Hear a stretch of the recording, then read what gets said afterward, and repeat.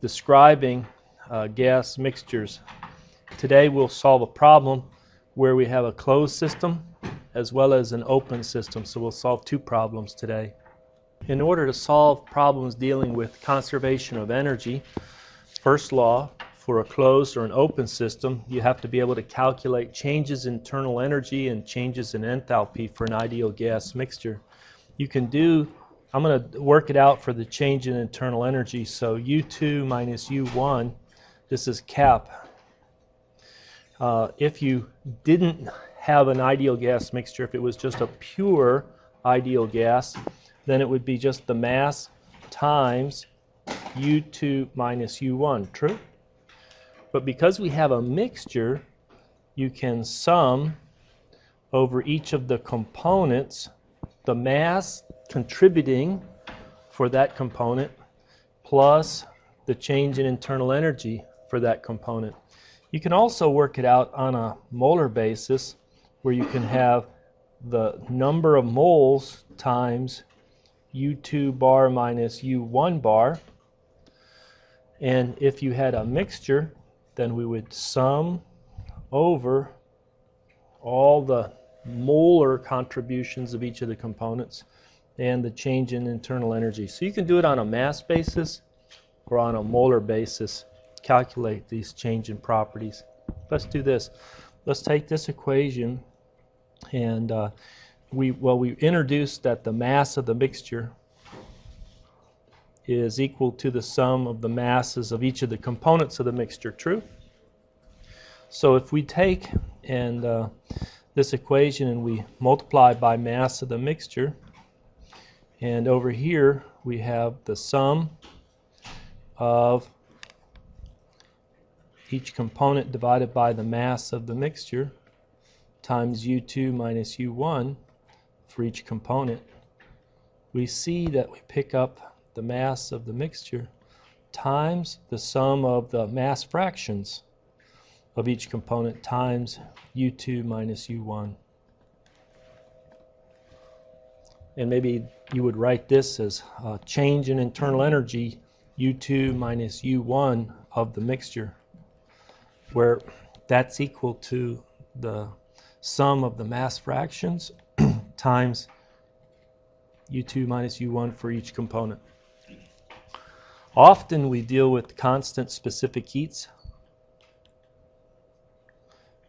Specific heats C sub B and C sub P. And then we can replace the mass of the mixture times the sum of the mass fractions times C sub V sub I, and each term would be multiplied by T2 minus T1. So we can pull T2 minus T1 out. And then if we look, this looks like a good definition for C sub V of the mixture. So you have the mass of the mixture, the specific volume of the mixture, or the specific heat, sorry, and the T2 minus T1. So that's a very popular way to calculate, or a very useful way to calculate the change in internal energy of an ideal gas mixture. You can do the same thing on a molar basis. If you do it on a molar basis, you'll get an equation where you have the mole fractions. So you'll have the number of moles of the mixture equal to the sum of the number of moles. A lot of times they leave off that subscript MIX. It's just N, true? It's just N, the total number of moles. And then you'll have that the number of moles, let me leave it on there, MIX, times the sum of YI's times U bar 2 minus U bar 1.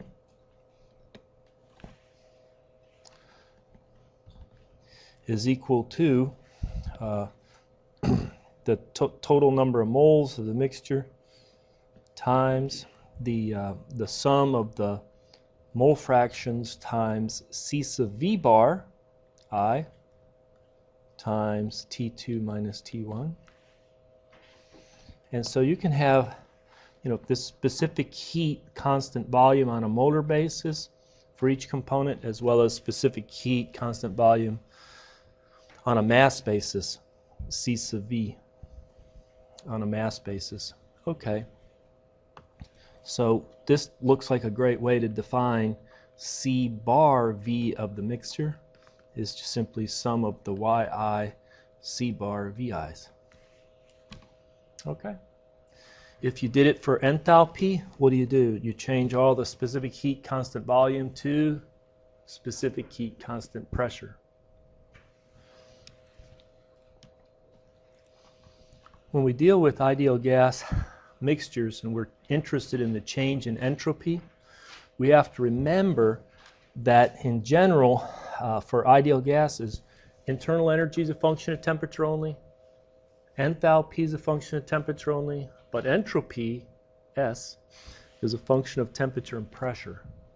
So if you were asked to calculate S2 minus S1, you would say, okay, it's going to be the mass times lowercase s2 minus s1, which the mass times s2 naught minus s1 naught minus r natural log of p2 over p1. Do you remember that type of equation? Where S naught is the entropy at low pressure, a function of temperature only. So we segment or separate, this is the function of temperature, contribution to the change in entropy, and this is how pressure or the pressure changes affect the entropy change. So if you had a mixture now, you would sum over each of the components of that change. Now the other thing what we want to do is we want to say constant specific heats. Otherwise you can still do it, but you just have to go into the tables and it's not as simple to write. So what I'm going to do is I'm going to write C sub P natural log of T2 over T1 minus R natural log of P2 over P1 for the component I, and then you sum them up over all the i's. True? Do you like that equation? Look good? So if you multiply and divide by the mass of the mixture, again that's the same definition as what we had, the sum of all mi's is the mass of the mixture, then you'll get the mass of the mixture times the sum of the mass fractions for each component times the same term. I don't know if I should rewrite it, but it's C sub P natural log blah blah blah. Okay? So you can see that it's a little bit of a challenge to compute it. Let me go ahead and write it out. C sub P natural log of T2 over T1 minus R natural log of P2 over P1. All right. Now this subscript I, you go in and investigate. Do we have a specific heat for each component? Let's say oxygen, methane, carbon dioxide, whatever the components are of that ideal gas mixture. There are different C sub P's, so we want the subscript I. But does it make sense to have T2I and T1I? Do we have partial temperatures? No, we don't have partial temperatures. So it's just one temperature is the temperature in equilibrium for all the components that are in that ideal gas mixture. Now we have minus R, but R was R bar divided by the molar mass, and each of them have different molar masses, so yes, it's R bar divided by M sub I. True? How about pressure? Can we talk about the partial pressure of component I at state 2 and the partial pressure of component I at state 1? You can. And so what you want to do here is you want to replace those partial pressures by Yi times P2 and Yi times P1. So the equation will become the mass of the mixture times the sum of the mass fractions for each component times the specific heat for that component times the natural log of T2 over T1 minus the universal gas constant divided by the molar mass for that component, the natural log, and this is where yi P2 divided by yi of P1 come into play. Now, in our gas mixtures, we're not going to have reactions. So the amount of CO2 stays the amount of CO2. The amount of methane stays the amount of methane. But when we get to the next chapter, when we have combustion, we're going to take oxygen and methane and turn it into CO2 and water vapor, right? That's combustion. And there you have to pay attention to changing y's for each component. The amount of carbon dioxide before the combustion is low. After the combustion, the amount of carbon dioxide in the gas mixture is high. But at this point in this chapter, we can cancel those because we have non-reacting gas mixtures. We can also work it out on a molar basis. It looks very similar to this. Let me just say that you would have the number of moles of the mixture times the sum of the mole fractions times Cp bar I natural log of T2 over T1 minus R bar natural log. The yi's cancel, you're just left with P2 over P1 for how to calculate the change in entropy for an ideal gas mixture. All that look good? Ready to solve some problems? So let's solve this problem. You have two rigid, well-insulated tanks, and they're connected by a valve. Tank, call it tank A, has a volume of 1 cubic meter and is initially filled with nitrogen at this temperature, pressure.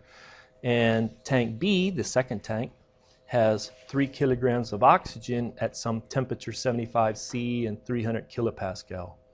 The valve is opened and the gases are allowed to mix. So determine the molar analysis of the final mixture. So they're asked to calculate what is Y, the mole fraction of the first gas N2, and Y of O2 in our mixture. True? So 2 parts to the first question. And then calculate the final temperature of the mixture. Let's say T2 of the mixture. And the final pressure, P2. Use constant specific heats with these values for oxygen and nitrogen. So we'll set up our little illustration to help us organize our results or our solution. So we have tank A and tank B. Tank A is initially filled with nitrogen and B with oxygen, pure oxygen, pure nitrogen. The volume of tank A is equal to 1 cubic meter. Do they tell us the volume of tank B? No. The second thing is the mass, they tell us in tank B, and that's 3 kilograms, but they don't tell us the mass in tank A initially. And then the temperature in tank A initially is 40 degrees C, true? And that's 313 Kelvin. The temperature in tank B initially, if you want to put a TA1 and TB1, it's initially 75 degrees C, which is 348 Kelvin. And the pressure in tank A initially is 150 kPa. And the pressure in tank B initially is equal to 300 kPa. It's not a trivial matter to introduce subscripts to help you organize results.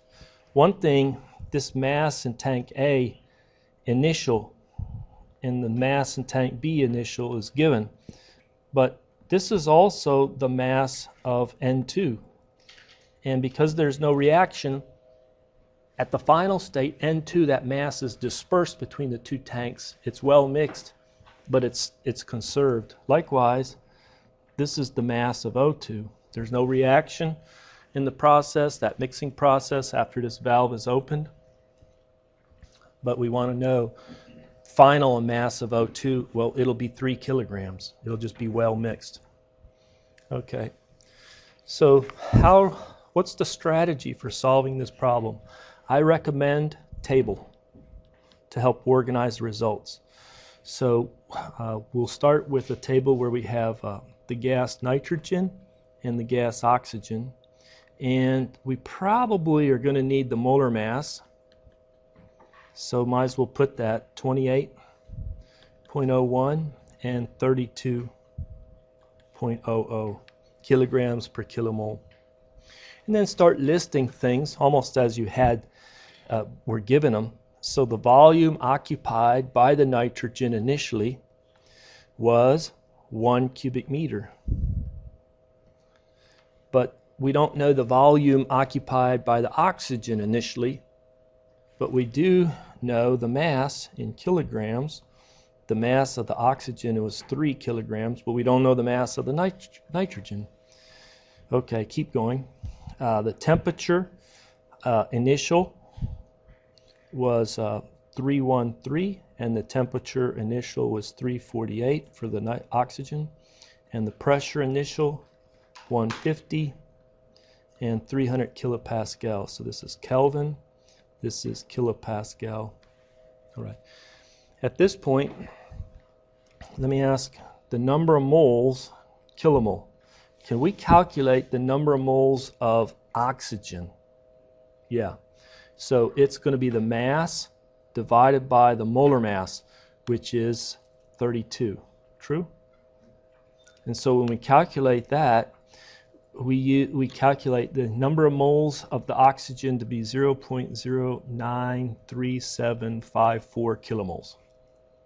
All right. How about this? Can I calculate, knowing the volume of the tank, the temperature and the pressure of tank A, can I calculate the number of moles of nitrogen?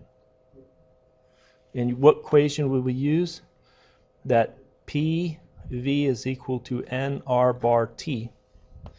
The temperature, the gas constant, the volume, and the pressure. So we can calculate the number of moles occupied. So let's go ahead and calculate the number of moles of nitrogen, 0.057642. Now you can go back and you can get the mass of the nitrogen if you'd like. So you take the number of moles and you multiply by the molar mass, 28.01, and you find the total number of with the mass to be 1.6147 with some extra digits. You could also calculate the volume occupied by the oxygen. True? You go back to the ideal gas equation. V is the unknown, and you know the other ones. And you calculate that this is 0.9042 cubic meters. If you sum this up, you know that's the total volume occupied by the mixture of oxygen and nitrogen, because they're rigid tanks, they didn't expand. If you sum this up, what do we get? We get the total mass, true? So that would be 4.6147. If you sum this up, you get the total amount in kilomoles, 0.151395. Okay, we want to calculate the mole fractions. So knowing the amount in this column right here, we can calculate the mole fractions. So for the nitrogen, it's 0.057642 divided by the 0.151395. True? And that comes right at 38.1%. And then it's 61.9% for the oxygen. So here's our answer for part A. I won't rewrite it, but there's the answer for part A. Okay. For part B now, what is the final mixture temperature? Well, what principle are we going to use? First law, right? Right? First law. So what we have is that you write the first law for the system, which is this right here.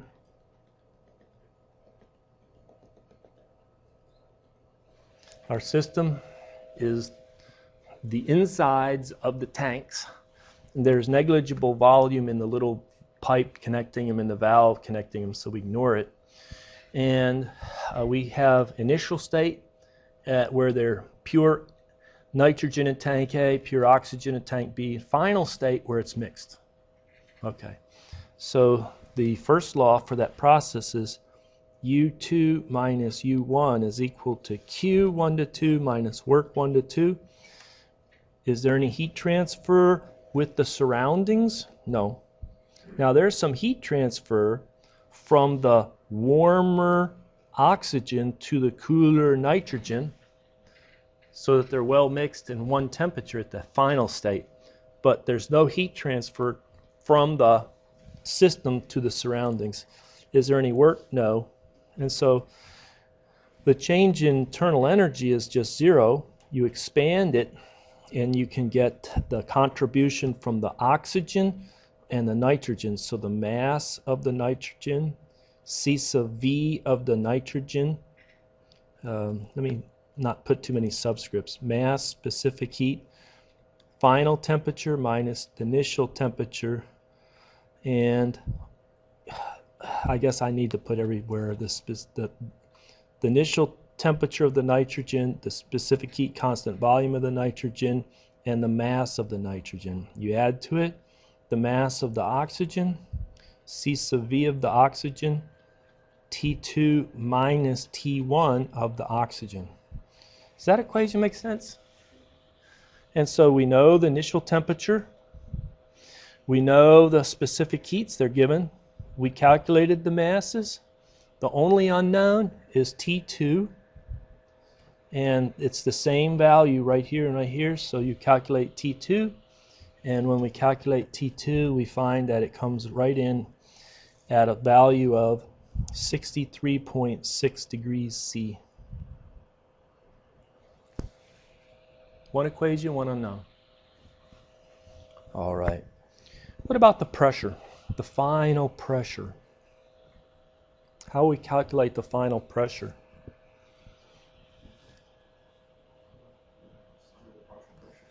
Could do that, but just go back to this equation right here.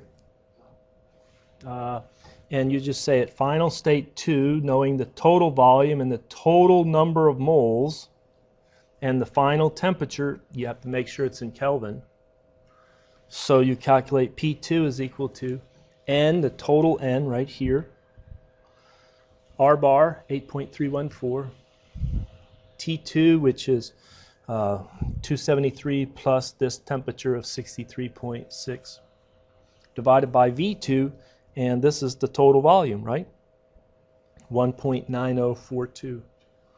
And when you calculate that final pressure, it comes right in at 223 kPa.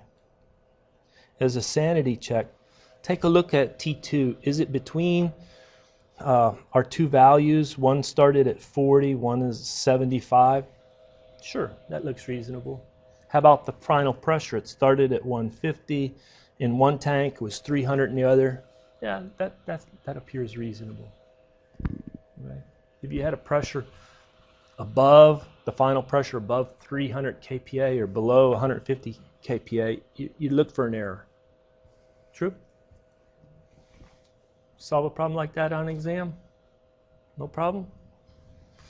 Let's press forward then, because this dealt with a closed system analysis, did it not? Guess what the next problem is dealing with? Open system. So let's go ahead and solve this problem. We have an ideal gas mixture having a molar analysis of 70% helium and 30% oxygen. It enters a nozzle at a given 55 meters per second, pressure 150 kPa, temperature 593 Kelvin, and it exits at 100 kPa. So the nozzle is going to be accelerating. The potential energy effects are negligible, but not the kinetic energy effects. It's a nozzle. The kinetic energy is going to be increased. Flow through the nozzle is adiabatic, so no heat transfer. And it's reversible, so no irreversibilities. That for the helium, use these values of C sub P and C sub V. For oxygen, use these values, so we use constant specific heats. Determine the exit temperature in Kelvin, the exit velocity in meters per second, and the sonic speed at the exit. So let's organize our thoughts by putting a little illustration.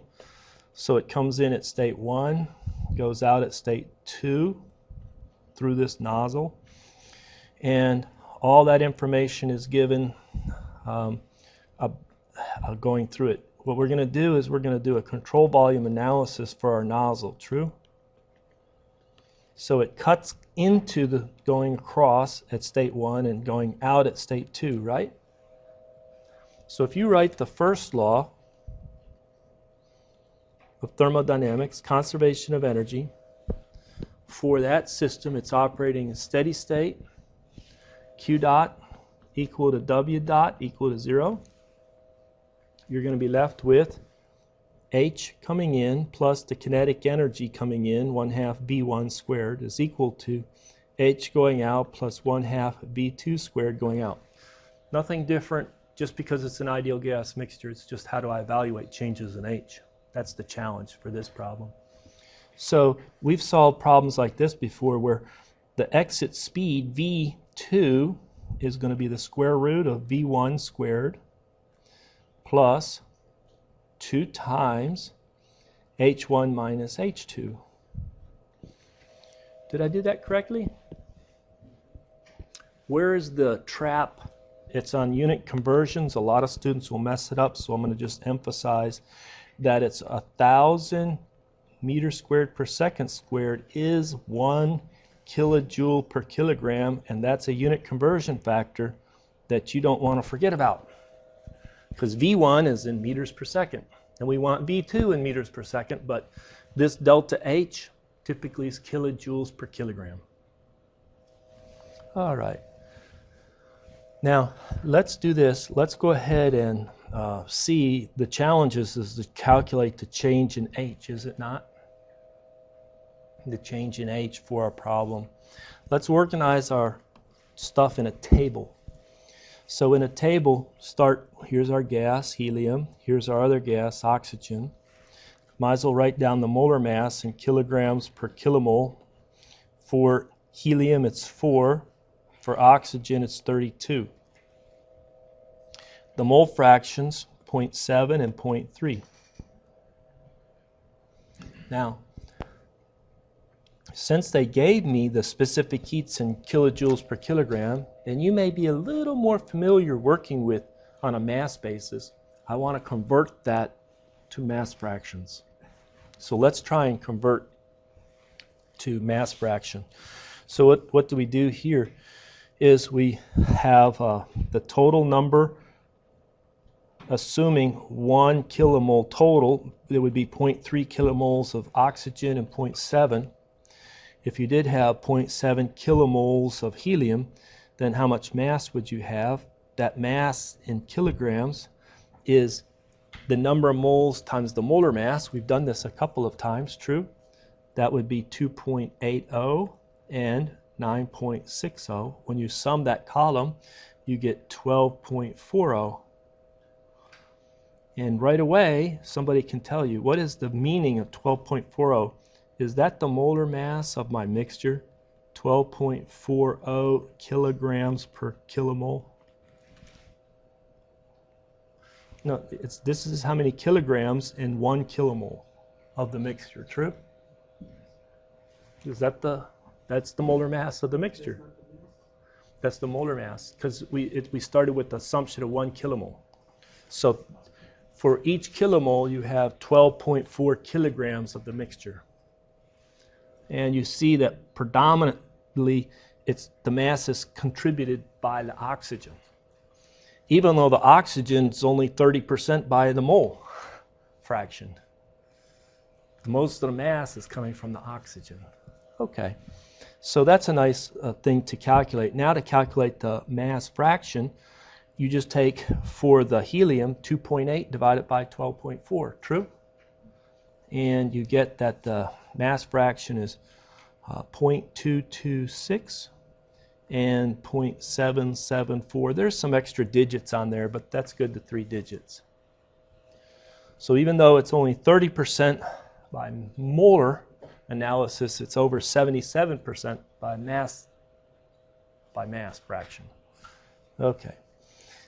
Now we're going to assume constant specific heats. I should have worked on this equation a little bit longer, right? But what are we going to replace this delta H right here by? That's right. We're going to replace it by a C sub P of the mixture times T1 minus T2. Okay? All right.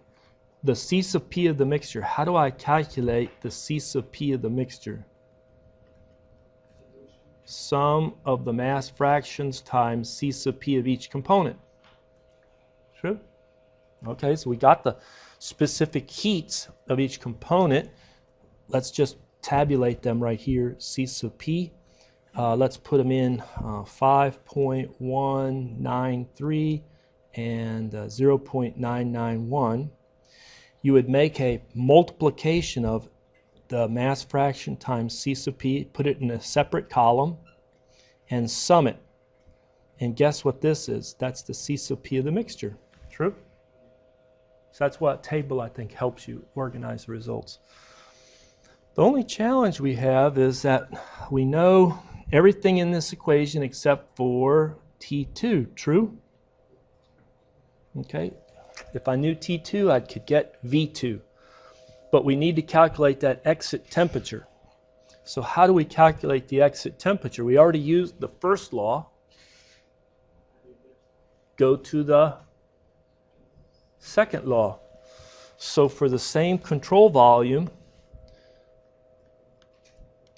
let's go ahead and write down what is our second law analysis for a nozzle. And so it'll be the inlet entropy plus any irreversibilities generating entropy per unit mass flow is equal to what goes out, because there's no entropy transfer with the heat. There's no heat transfer.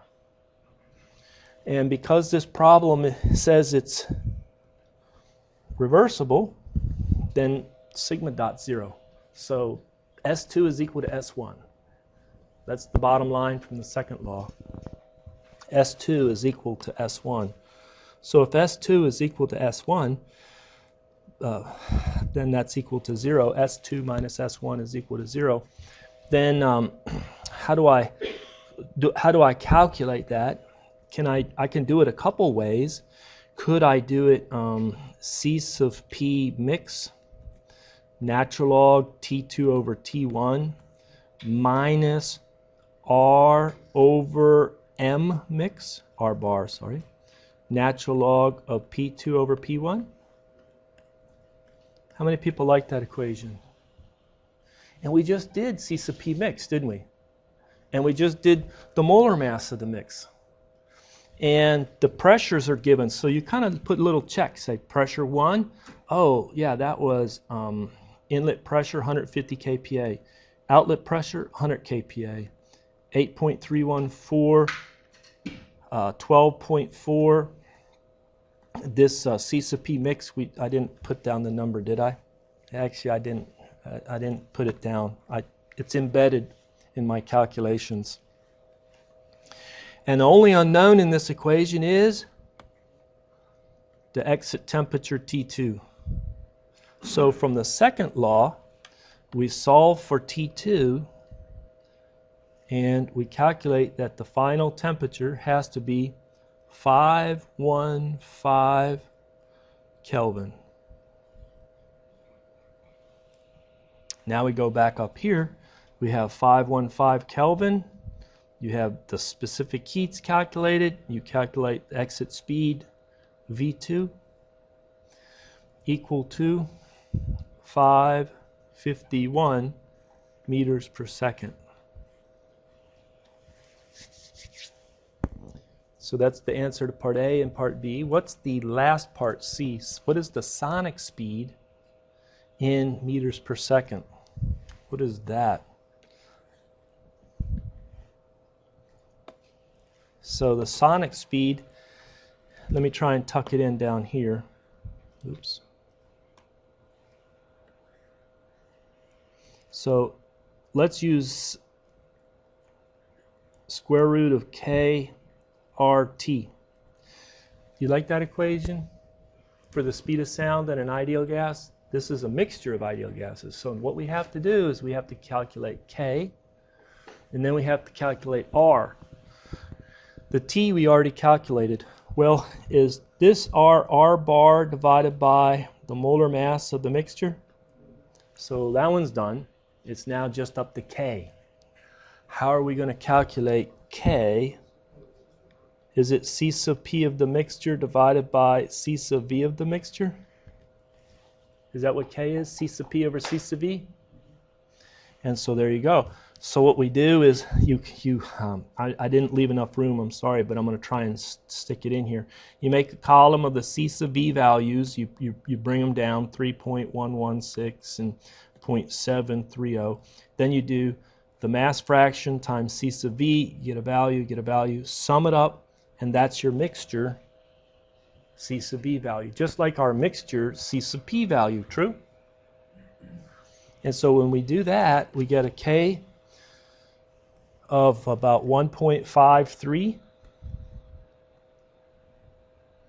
and you stick it in, and you calculate that the speed of sound, C, is equal to 727 meters per second. So it's coming out of the nozzle fast, but it's not coming out supersonic or anything like that.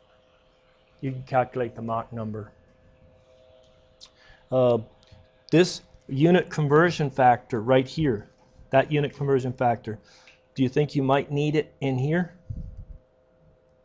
The same unit conversion factor? Because what are the typical units of R bar? Kilojoules, right? So you do have to worry about unit conversion factors. Any questions? Otherwise, we're done for the day. Thank you much.